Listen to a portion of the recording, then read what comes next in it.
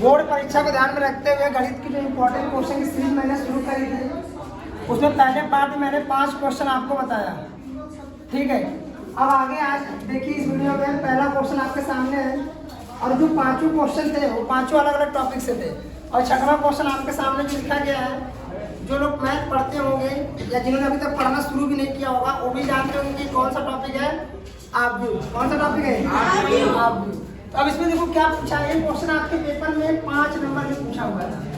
कितने नंबर में? 5 नंबर। आपने क्या करना है, देखें दिया है कि ये कोई आपव्यू है, ए cos theta sin theta minus sin theta और cos थीटा। ये कितने ऑर्डर का है? कोटि कितनी इसकी? 2 क्रॉस 2। इसका मतलब कि 2 पंक्ति और 2 क्या है? स्तंभ है। और आपको सिर्फ क्या करना है, ए क्यूब। अब जैसे कि बचपन से आप पढ़ते हैं तो अगर कोई एक चीज वैल्यू दिया होता है तो उसका क्यूब करना है। जैसे मान लो x है और अगर x क्यूब लिखना है, जिसका मतलब क्या करते थे, x का मल्टीप्लाई कितनी बार? 3 बार करेंगे तो x क्यूब आ जाता है कि नहीं आ जाता है? तो सेम वही कॉन्सेप्ट आपको यहाँ पे लगाना है।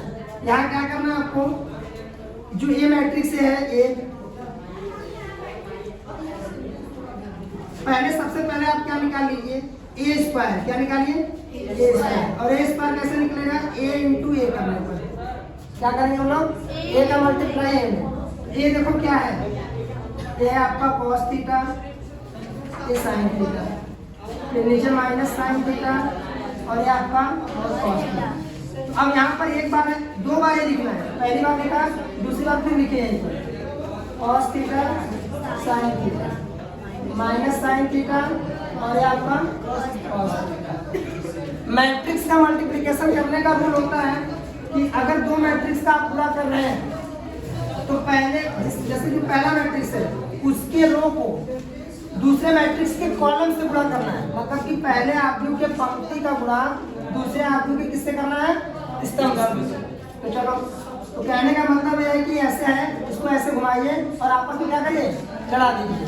तो देखो cos का मल्टीप्लाई cos में करेंगे क्या होगा, cos स्क्वायर थीटा। फिर साइन बीच में लगेगा प्लस का, इसका लगेगा प्लस का। अब इस साइन का मल्टीप्लाई देखो, ये साइन पंक्ति का है लेकिन इसका मल्टीप्लाई होगा किससे? स्तंभ वाला से। तो साइन का जो है मल्टीप्लाई साइन से करेंगे, माइनस साइन से, तो क्या आएगा, माइनस साइन स्क्वायर थीटा। समझे?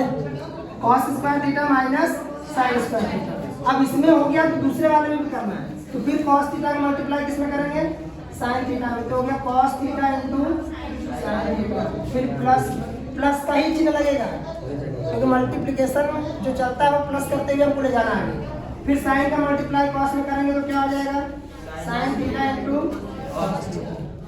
चलो पहले रो का हो गया, अब आते हैं दूसरे रो में। तो अब इसको क्या करें, फिर इसको ऐसे घुमाएंगे और आपस में क्या करेंगे, मल्टीप्लाई। तो पहले माइनस साइन है, यहाँ cos है, तो साइन का मल्टीप्लाई cos में किए तो क्या होगा, minus sign theta into cos theta. फिर इस cos का इसमें करेंगे तो माइनस, यहाँ प्लस का चिन्ह, यहाँ क्या है, माइनस। तो मल्टीप्लाई करेंगे तो क्या है, पहले प्लस लगा दो और फिर ब्रैकेट में क्या लग जाएगा, माइनस। cos का मल्टीप्लाई साइन में करेंगे तो क्या होगा, cos theta into sine theta. बोलो कोई दिक्कत? अब इसमें करेंगे तो माइनस साइन स्क्वायर थीटा है ना, साइन का साइन में किया तो साइन स्क्वायर थीटा, फिर cos का cos में करेंगे प्लस cos स्क्वायर थीटा। अब जरा ध्यान से देखो इसको, ये a स्क्वायर, ये cos स्क्वायर थीटा है, ये माइनस साइन स्क्वायर थीटा। यहाँ देखो cos theta into sine theta, या इसको ऐसे देखो दोनों सेम है ना, ये भी साइन थीटा cos थीटा, यहाँ भी साइन थीटा cos थीटा, दोनों को आपस में ऐड करेंगे तो कितना हो जाएगा, 2 sine theta into cos theta होगा कि नहीं, है कि नहीं? अरे जो चीजें हैं वही चीजें हैं, तो दोनों को आपस में जोड़ दीजिए, 1 और 1 कितना हो गया, 2। यहाँ भी देखो ये माइनस से माइनस, तो माइनस को मैंने कॉमन ले लिया, और सेम देखो साइन थीटा cos थीटा, ये भी साइन थीटा cos थीटा, ये भी कितना हो जाएगा, sine 2 sine theta into cos theta. और ये आपका देखो पहले प्लस वाले में लिख दो cos स्क्वायर थीटा फिर माइनस साइन स्क्वायर थीटा। ये देखो क्या आया, ये आपने ट्रिग्नोमेट्री में त्रिकोणमिति में पढ़ा होगा, ये फॉर्मूला है किसका, cos 2 थीटा, cos और साइन के पदों में। ये हो जाएगा आपका cos 2 थीटा, ये हो गया साइन 2 थीटा, ये हो गया माइनस साइन 2 थीटा और ये हो गया आपका cos 2 थीटा। अभी आपका a स्क्वायर निकला है, निकालना क्या है हमको, ए क्यूब, तो फिर इसका मल्टीप्लाई करना पड़ेगा, है कि नहीं?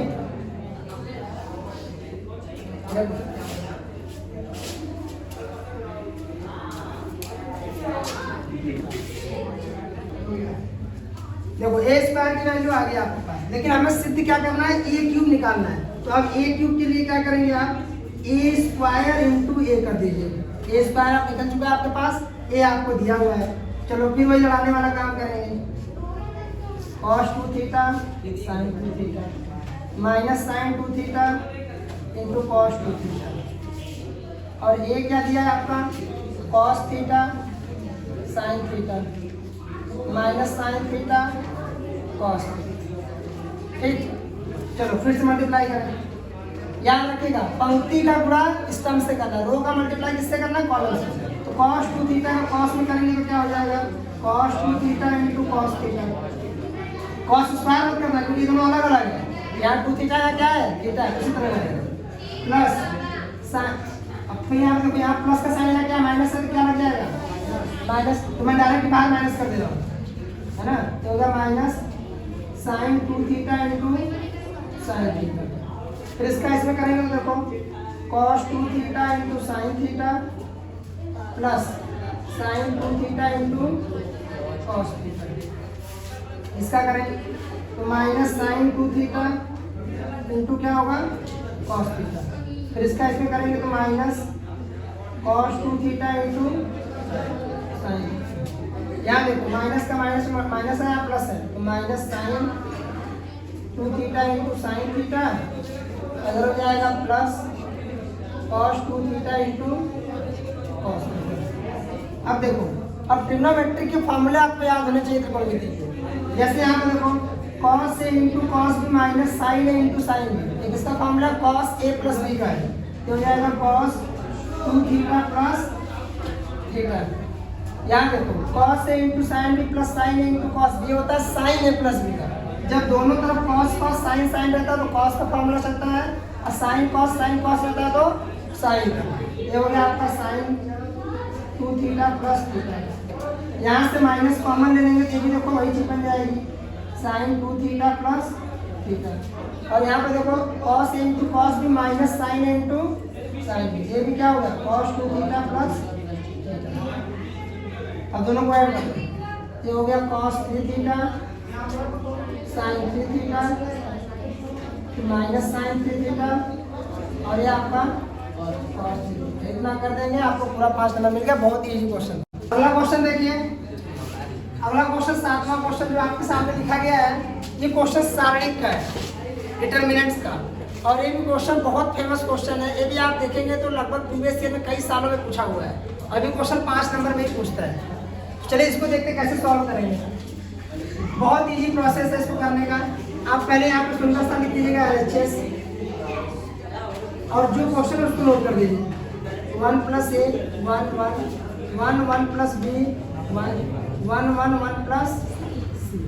अब जब ध्यान से देखिए, जब इस तरह सारणिक के क्वेश्चन को अगर आप सॉल्व करिएगा तो सबसे पहले आप उसमें क्या देखिएगा, राइट साइड को देखते चलिएगा कि आपको क्या क्या लाना है।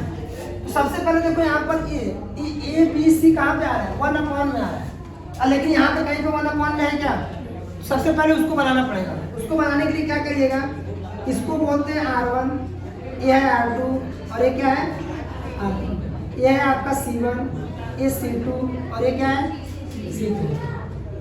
तो पहले देखो क्या करिए, क्या क्या मैंने यहाँ लिख देना, तो R1 से A, R2 से B तथा R3 से C उभयनिष्ठ, हिंदी में उभयनिष्ठ बोलते हैं, अंग्रेजी में कॉमन। मैं कॉमन लिख देता हूँ। कॉमन लेने पर पता चला उभयनिष्ठ लिख दे, किसी को समझ में नहीं है इसका क्या मतलब है। तो कॉमन को हिंदी में क्या बोला जाता है, उभयनिष्ठ। तो कॉमन ले लेते, आप पेपर में लिखिएगा तो उभयनिष्ठ ही लिखिएगा। अगर पेपर में क्वेश्चन हिंदी अपने आप लैंग्वेज लिखेंगे तो लिखेगा उभयनिष्ठ लेने पर। तो चलो लिया मैंने पहले, तो देखो पहले से आपने ए कॉमन ले लिया, दूसरे से बी कॉमन ले लिया, तीसरे से ये तीनों चीज बाहर आ गया। देखो कुछ आता हुआ दिख रहा है, जो चीज बाहर थी वो बाहर निकल गया कि नहीं निकल गया, ABC बाहर आ गया। अब अंदर देखो, जब आप कॉमन लेते हो तो जो चीज यहाँ पर है, कॉमन का मतलब होता है भाग के देना। जहाँ से आप कॉमन सब पे भाग कर दीजिए। यहाँ भाग दोगे तो 1/a हो जाएगा और a में देंगे तो क्या आ जाएगा आपका 1। यहाँ भी 1/a, यहाँ भी 1/a, बोलो कोई आपत्ति? नीचे करेंगे तो 1/b, यहाँ 1/b प्लस 1, फिर 1/b, फिर इधर हो जाएगा 1/c और 1/c प्लस, ठीक, समझ गए यहाँ तक? अब देखो, अब यहाँ से देखो मैं क्या करता हूँ, मुझे चाहिए क्या, ABC तो आ गया, लेकिन ये भी चीज़ें चाहिए। तो मैं अगर R1, R2 और R3 को आपस में ऐड कर दूँ, मैंने क्या किया, मैं R1 को चेंज कर दिया R1 plus R2 plus R3। जिसको बदलोगे उसको इधर लिखना है, और जैसे बदलोगे उसको इधर लिखना। R1 इक्वल टू क्या होगा, R1 plus R2 plus R3। चलो देखो, ये ABC ऐसे ही। अब सबको जोड़ना है तो सीधे सीधे जोड़ दो, 1/a plus 1/b plus 1/c plus 1। वही चीज यहाँ भी आ जाएगी, 1/a plus 1/b plus 1/c plus 1। वही चीज यहाँ भी आ जाएगी, 1/a plus 1/b plus 1/c plus. बाकी सब वैसे का वैसे रहेगा, उसके अलावा कुछ चेंज नहीं करना है। चेंज किसको क्यों आपको, R1 तो R1 चेंज हो गया, बाकी सब क्वेश्चन करूँगा आपको 1/b प्लस 1 और यहाँ 1/, इधर हो गया 1/c और 1/c प्लस 1। अब देखो ये पहले रो से कॉमन निकल सकता है कि सब जगह सेम चीज है ना, जो चीज यहाँ पर वही चीज यहाँ पर, वही चीज यहाँ पर, तो यहाँ से कॉमन निकाला जा सकता है। चलो फिर देखो, R1 से कॉमन ले लेते हैं, कॉमन लेंगे तो क्या हो जाएगा, ABC, और ये पूरा का जो है पूरा कहाँ जाएगा, बाहर, 1/a plus 1/b plus 1/c plus 1। बचा क्या, 1 1 1, यहाँ बचा है आपका 1/b प्लस 1 और 1/b, इधर 1/c और 1/c प्लस। अब देखो जो हमको चाहिए हमारा आ चुका है, यही हमको प्रूव करना था ना, ये आ गया है। मतलब कि इस पूरे की वैल्यू कितनी होनी चाहिए, 1 होनी चाहिए। कितनी होनी चाहिए, 1। तो यहाँ को डायरेक्ट प्रसार कर दीजिए, जो कि अभी कठिन काम है। तो इसको पहले हम लोग क्या करते हैं, ज़्यादा से ज़्यादा 0 बनाने की कोशिश करते हैं। जरा ध्यान से देखो, ये आपका C1 है, ये C2 है और ये क्या है, C3। अगर मैं C1 में से C2 को घटा दूँ तो 1 में से 1 गया, यहाँ 0 आ जाएगा कि नहीं आ जाएगा। C2 में से C3 को घटा दूँ तो यहाँ 0 हो जाएगा कि नहीं हो जाएगा, बन रहा है कि नहीं बन रहा है। तो यहाँ पर चेंज कर दो, C1 को चेंज किया आपने C1 माइनस C2, C2 को चेंज किया आपने C2 माइनस C3, है कि नहीं। C2 को चेंज कर दिया आपने C2 माइनस C3। तो अब हो जाएगा आपका ABC 1/a plus 1/b plus 1/c plus 1। चलो माइनस करते हैं, 1 में से 1 गया 0, इसको माइनस करोगे तो 1/b, ये माइनस होगा तो कैंसिल हो जाएगा, और ये प्लस का चिन्ह माइनस हो जाएगा, तो यहाँ क्या बचेगा, -1। करके दिखा देते हैं दो साइड में थोड़ा सा, ये 1/b माइनस 1/b प्लस 1, तो क्या होगा 1/b minus 1/b minus 1, cut गया, क्या बचा, -1 बचा नहीं बचा। अब आगे मैं डायरेक्ट लिखूंगा, समझिएगा, इसी तरह करके देखना। और 1/c में से 1/c गया, कितना बचा, इसको देखो, फिर 1 में से 1 गया, इसको माइनस करेंगे तो 1/b कट गया, क्या बचा 1, और 1/c से 1/c कट गया, क्या बचा माइनस, बाकी ये वाला ऐसे है। ठीक, अब 0 बन गया। अब 0 बनने के चांसेस कम है, बन नहीं पाएगा, या फिर इनको ऐड करो तो बने, लेकिन फिर यहाँ पे ज़्यादा कॉम्प्लिकेटेड हो जाएगा। तो हम देखते हैं किसी एक पंक्ति और रो को देखो जिसमें ज़्यादा 0 है। देखो इस रो में ज़्यादा 0 है, इस सिस्टम में भी ज़्यादा 0 है। तो अब देख लीजिए, आप किसी एक के सापेक्ष प्रसार करना है, तो मैं क्या करता हूँ, R1 के सापेक्ष प्रसार कर देता हूँ, R1 के सापेक्ष प्रसार कर। देखो क्या हो जाएगा, ABC 1/a plus 1/b plus 1/c plus 1। बाकी सब तो 0 है, केवल इसकी वजह से होगा ना, तो लिखेंगे 1। अब जिसके सापेक्ष प्रसार कर रहे हो, तो जिस एलिमेंट को आप लोगे वह जिस कॉलम और जिस रो में होगा उसको हम लोग क्या करेंगे, छोड़ देंगे, जो बचा उसका मल्टीप्लाई, तो -1 का मल्टीप्लाई -1 में करेंगे, क्या आएगा +1, और ये -0 हो गया, तो क्या है बचा, 1 बचा कि नहीं बचा, बोलो, 1/a plus 1/b plus 1/c plus 1, ये हो गया RHS, बन गया 5। चलिए आगे बढ़ते हम लोग क्वेश्चन नंबर 1। ये भी क्वेश्चन 5 नंबर के आते हैं आपके पेपर में, और टॉपिक कौन सा सामने लिखा हुआ है, अवकल समीकरण। अब इसको हल करना है। इसके पहले जो हम लोग पार्ट 1 में जो अवकल समीकरण का क्वेश्चन दिखे थे, वो 2 नंबर का क्वेश्चन था, जिसमें आपको कोटि और घात बताना था, जो मैंने बहुत अच्छे से आपको समझाया भी था, तो आप उसको देख सकते हो उसमें। और इसमें हम देखेंगे कि इस क्वेश्चन को हल कैसे करना है। अवकल समीकरण को हल करने के 3 तरीके पढ़े हैं आपने क्लास 12 में। पहला पढ़ा है पृथक्करण विधि, दूसरा पढ़ा है समघाती, और तीसरा आपका रैखिक। तो अभी आपको इसमें पहचानना पड़ेगा कि कौन सा है, समघाती वाला है कि पृथक्करण वाला है, कि आपका कौन सा हो, रैखिक वाला। तो चलिए पहले इसको कन्वर्ट करते थोड़ा dy बाई dx के टर्म में। x minus y dy minus x plus y dx equal to dx। मैं इस वाले टर्म को उधर फेंक देता हूँ, ये हो गया x minus y dy equal to x plus y dx। ठीक, अब dy बाई dx वाले को एक तरफ और बाकी सबको एक तरफ। तो dy इधर dx इधर आ जाएगा, तो क्या हो जाएगा dy अपॉन dx, और इधर आपका x प्लस वाई पहले से ही है, और ये वाला टर्म कहाँ आ जाएगा, नीचे x माइनस। अब देखो यहाँ से इसको अलग नहीं किया जा सकता। x और y को क्या करेंगे हम लोग, अलग नहीं कर सकते, क्योंकि ऐसा कोई तरीका है क्या कि x को एक तरफ भेज दे y को एक तरफ, तो ऐसा तो यहाँ पे हो नहीं पाएगा। इसलिए इसको क्या करेंगे हम लोग, तो पहला मेथड तो नहीं है, मतलब पृथक्करण विधि तो नहीं है। दूसरा देखते हैं क्या समघाती है क्या। तो जितने पद लिखे हुए हैं सबका घात चेक करो, इसका घात 1, इसका भी घात 1, इसका भी घात 1, इसका भी घात 1। मतलब ये कौन सा तरीका है, समघाती है, मतलब दूसरे मेथड से ही सॉल्व होगा ये। तो समघाती अवकल समीकरण करते क्या है, सबसे पहले मानेंगे, माना y इक्वल टू vx। क्या मानोगे, y इक्वल टू vx, और यहाँ से dy by dx equal to कितना हो जाएगा, v plus x dv upon dx। इसका अवकलन कर दिया है गुणन नियम से। पहले v को छोड़ा, x का किया 1 हो गया, प्लस x को छोड़ा v का किया, तो dv अपॉन dx। इसको उठा के यहाँ पे रखना है, तो dy बाई dx रहेगा, इसको रख दीजिए v plus x dv upon dx, और जहाँ जहाँ y है वहाँ पे क्या रख दें, dx। ठीक, ये हो गया आपका v plus x dv upon dx equal to x ऊपर से कॉमन लिया तो क्या मिला, 1 प्लस v, नीचे से भी कॉमन ले लेंगे तो क्या हो जाएगा, 1 माइनस x क्या हुआ, कट गया। अब v वाले को एक साइड कर दो, x वाले को एक साइड। तो देखो यहाँ से v को उधर भेजते हैं, x dv upon dx equal to 1 plus v upon 1 minus v। इधर देखो प्लस v था, उधर जाएगा तो क्या हो जाएगा, minus v। x dv upon dx equal to 1 plus v, multiply करेंगे माइनस v, और माइनस माइनस से क्या हो गया, plus v square upon 1 minus v। तो देखो माइनस v और प्लस v क्या हुआ, कट गया। तो हो गया x dv upon dx equal to 1 plus v square upon 1 minus v। अब देखो इधर केवल v वाला टर्म है, इधर x वाला है, तो अब यहाँ पर मैं इनको अलग अलग कर सकता हूँ। तो v वाले को एक साइड भेज दो, x वाले को एक साइड।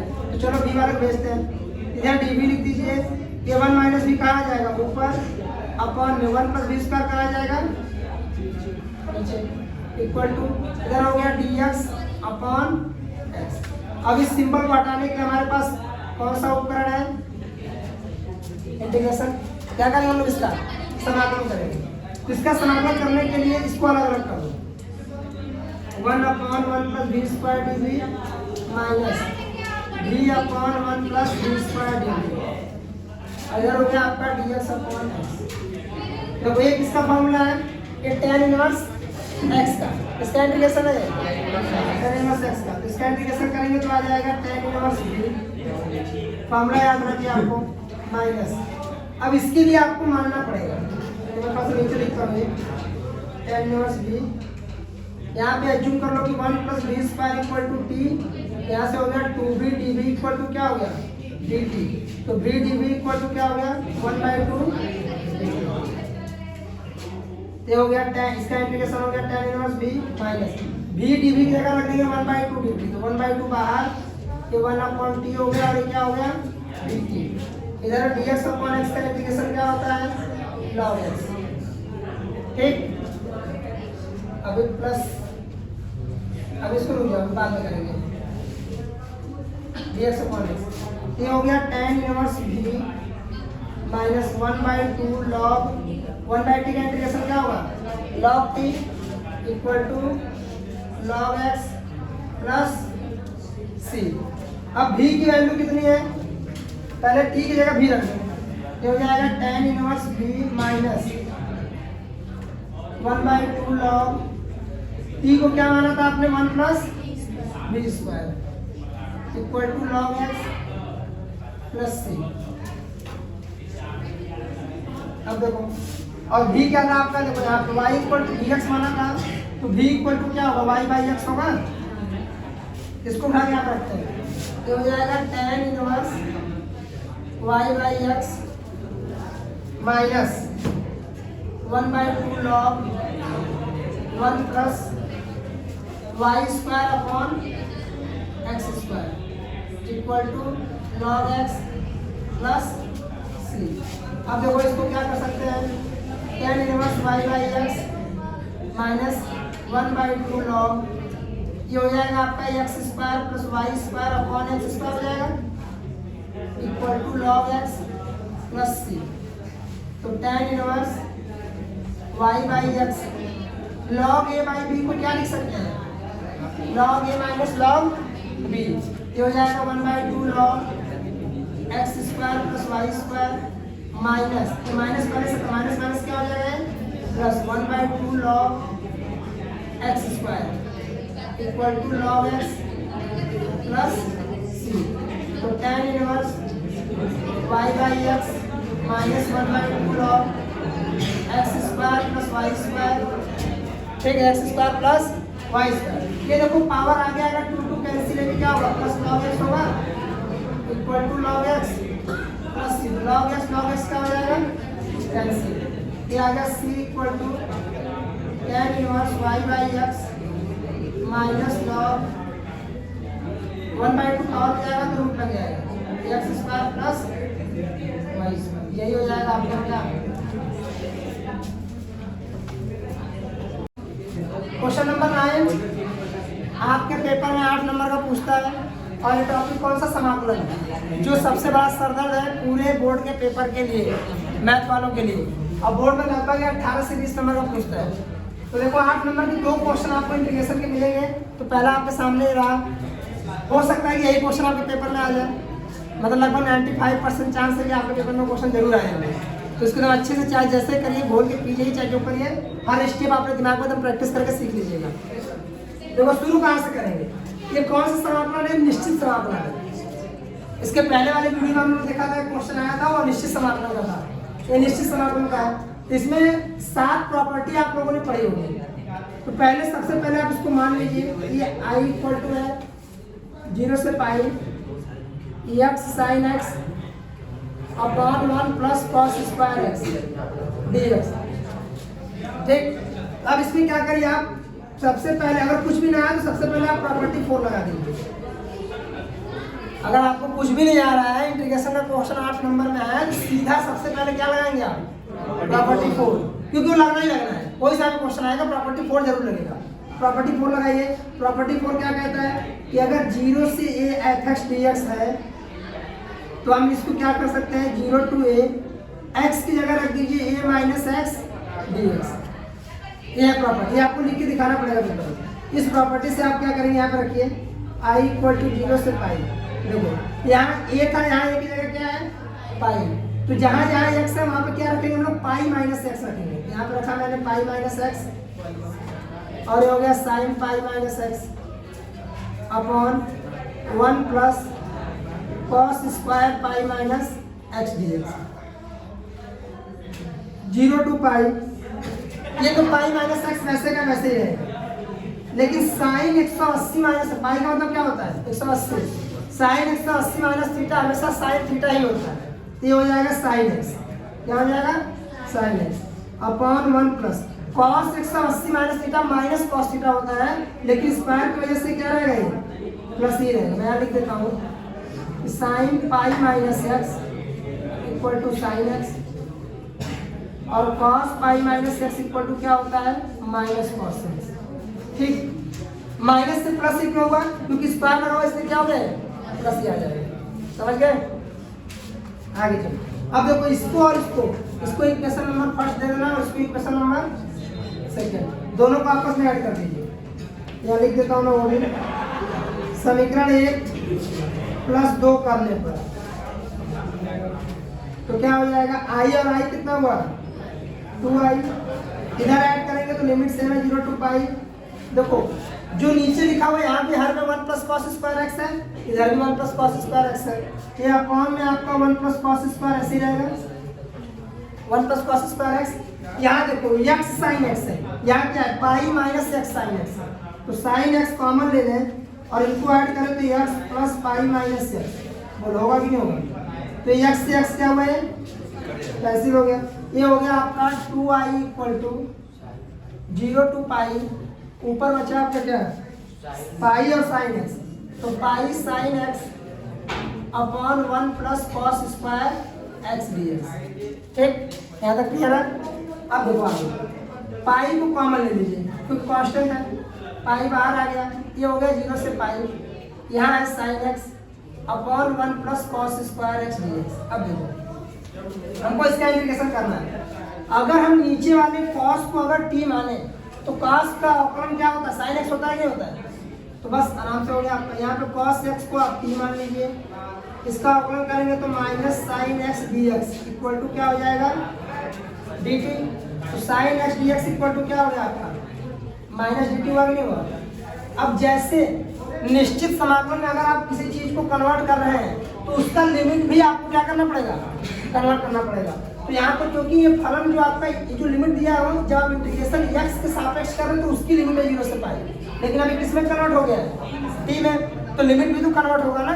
तो इसको कैसे कन्वर्ट करेंगे, पहले x की जगह लिखो 0, तो जो भी लोअर लिमिट आपकी है, यहाँ से t इक्वल टू हो जाएगा cos 0 की वैल्यू कितनी होती है 1, फिर x की जगह रखो पाई, क्या रखेंगे पाई, ये आपका अपर लिमिट, तो अब cos t equal to cos pi, और cos पाई की वैल्यू कितनी माइनस, चलो रख देते हैं यहाँ पर, ये हो गया 2i equal to pi, lower limit आपका 1 है, ये -1, और देखो sin x dx minus dt है, तो माइनस dt अपॉन 1 + t² हो जाएगा कि नहीं, बोलो माइनस dt अपॉन 1 + t², इस माइनस को कॉमन ले लेते हैं, minus pi 1 to -1 1 upon 1 + t² dt।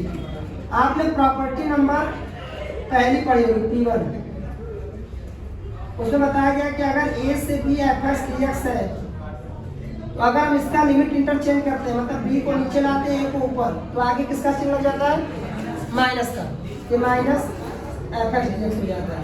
यहाँ पर देखो मैं वही करने जा रहा हूँ, ये 1 - 1 है ना, मैं इससे चेंज करूंगा, ये हो जाएगा माइनस बाहर आएगा तो माइनस माइनस क्या हो गया प्लस, ये हो गया -1 से 1 अपॉन 1 + t² dt। अब 1 अपॉन 1 + t² किसका इंटीग्रेशन होता है tan इनवर्स t का, यह हो जाएगा 2i इक्वल टू पाई, ये हो गया tan इनवर्स t, -1 से प्लस, तो 2i equal to pi, limit रखो पहले अपर लिमिट, तो tan इनवर्स 1, फिर माइनस लिमिट रखने के बाद, अपर लिमिट रखने के बाद जब लोअर लिमिट रखेंगे तो साइन बीच में किसका लगाएंगे माइनस का, माइनस tan इनवर्स माइनस, तो हो गया 2i equal to pi, tan inverse 1 की वैल्यू π/4 और tan इनवर्स -1 की वैल्यू 3π/4, ठीक, ये हो गया 2i इक्वल टू 3π में से पाई गया कितना बचेगा 2π/4, यही बचेगा ना, ठीक है, π/4 माइनस 3π/4 होगा, तो 3π/4 में से 1 गया -2π को माइनस बाहर लगा देते हैं, और 2 से 2 क्या हुआ ये कैंसिल, i इक्वल टू क्या आ गया π² कौन सा π² अपॉन 4 -π² अपॉन 4, यही हो जाएगा आपका, ये था आपका 8 नंबर।